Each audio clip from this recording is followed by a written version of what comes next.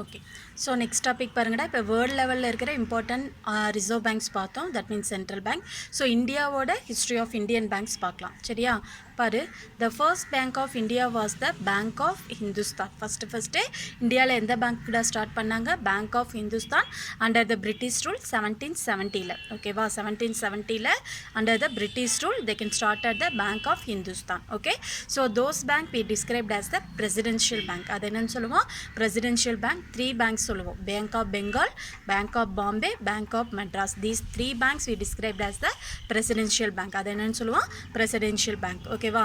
so Bank of Bengal established in 1809, Bank of Bombay 1840 and Bank of Madras 1843. சரியா? அதுக்கப்புறம் பார்த்தீங்கன்னா after independence. Okay, so before இண்டிபெண்டன்ஸே பார்த்தீங்கன்னா they can merged all three banks. ஓகேவா? 1921 பார்த்தீங்கன்னா இந்த 3 பேங்க்கே என்ன பண்ணாங்க? மெர்ஜ்னா என்னடா? ஜாயின் பண்ணுறது. Bay of Bengal, Bombay and Madras. Okay, so இந்த பேங்க்கு பிரசிடென்ஷியல் பேங்க் அப்படின்னு ஃபஸ்ட்டு சொன்னாங்க. இதை 3ஐயும் மெர்ஜ் பண்ணி அதுக்கப்புறம் பார்த்தீங்கன்னா இது என்னன்னு சொன்னாங்க? Imperial bank of India. 1921 இதை மெர்ஜ் பண்ணி இதுக்கு என்னடா பேர்? இம்பீரியல் பேங்க் ஆஃப் இந்தியா அப்படின்னு டிஸ்கிரைப் பண்ணாங்க. அதுக்கப்புறம் பார்த்தீங்கன்னா இதை ஃபுல் அண்ட் ஃபுல் யாரோட கண்ட்ரோலில் கொண்டு வந்துட்டாங்க? எஸ்பிஐயாக மாற்றிட்டாங்க. ஓகே, 1955. சரியா? ஸோ ஃபஸ்ட்டு இது என்ன பேங்காக இருந்ததுடா? Presidential bank. அதுக்கப்புறம் இதை 3ஐயும் மெர்ஜ் பண்ணி imperial bank of India name change பண்ணாங்க. அதுக்கப்புறம் இப்போ இதை ஃபுல்லாக இதோட கண்ட்ரோலில் கொண்டு வந்துட்டாங்க, SBI State Bank of India in 1955. ஓகேவா? Okay, so next topic parangada, commercial banks. Okay, so what do you mean by commercial bank? Commercial bank refers to the bank or division of a large bank which more specifically deals with the deposit and loan services provided to the corporation or large, middle and size. Okay, wow. So large middle-sized business as opposed to individual members of the public or small business. Okay, so commercial bank அப்படினா என்னன்னு பார்த்தீங்கன்னா it is a large bank which more specifically deals with the with the deposit people கிட்ட இருந்து receive பண்றது and providing a loans. ஓகேவா? this is we described as the commercial bank. Okay, so they do not provide long term credit as a liquidity of asset is to be maintained. இது என்ன credit provide பண்ணாது? only short term credit only they can provide it. long term credit வந்து they cannot be provided. சரியா? so இதோட meaning படுடா.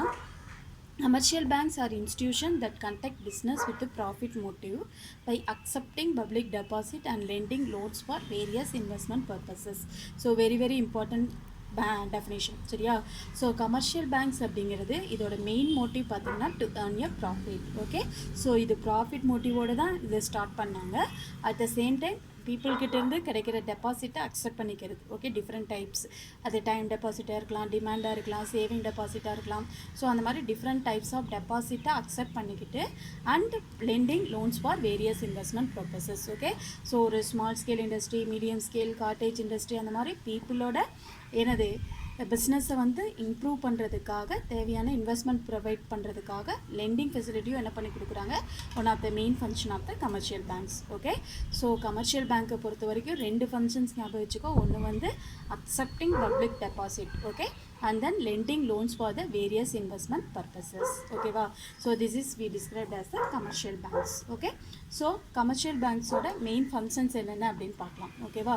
So it should be classified into 3 categories. Okay, primary function, secondary function and other function. Idhe ipo brief ah paakalam. Okay, so first we can discuss about the primary function of the commercial bank. Okay, so 2 main important primary function of the commercial bank. One is the accepting deposit and another one is the advancing loans. Okay va? So நம்மளோட commercial பேங்க்கோட first main important function என்ன அப்படின்னு பார்த்தீங்கன்னா பீப்புள்கிட்ட different types of டெபாசிட்டை accept பண்ணிக்கிறது தான். சரியா? ஸோ அந்த accepting deposit it should be classified into 2 types. அது டிமாண்ட் டெபாசிட்டாக இருக்கலாம், அதர்வைஸ் டைம் டெபாசிட்டாக இருக்கலாம். சரியா? பாரு, it implies that commercial banks are mainly dependent on public deposit. Okay, so accepting deposit அப்படிங்கிறது எதை டிபெண்ட் பண்ணியிருக்கும்? பப்ளிக் டெபாசிட்டை வந்து டிபெண்ட் பண்ணியிருக்கும். One is the demand deposit, another one is the time deposit. இப்போ டிமாண்ட் டெபாசிட் பாருங்கள், it refers to deposit that can be withdrawn by individual without any prior notice to the bank. ஓகேவா? So demand deposit அப்படிங்கிறது நம்ம பேங்க்கில் இப்போ அமௌண்ட்டை deposit பண்ணியிருக்கோம் அப்படின்னா பேங்க்குக்கு எந்த ஒரு ப்ரேயர் நோட்டீஸும் இல்லாமல் நமக்கு எப்போ ரெக்வயரோ அப்போ என்ன பண்ணிக்கலாம், ஈஸியாக நம்ம வந்து அதை வந்து வித்ட்ரா பண்ணிக்கலாம். சரியா? So in other words, the owners of these deposit are allowed to withdraw money any time by writing a withdrawal slip or cheque at the bank counter or from ATM centres using debit card. ஓகேவா?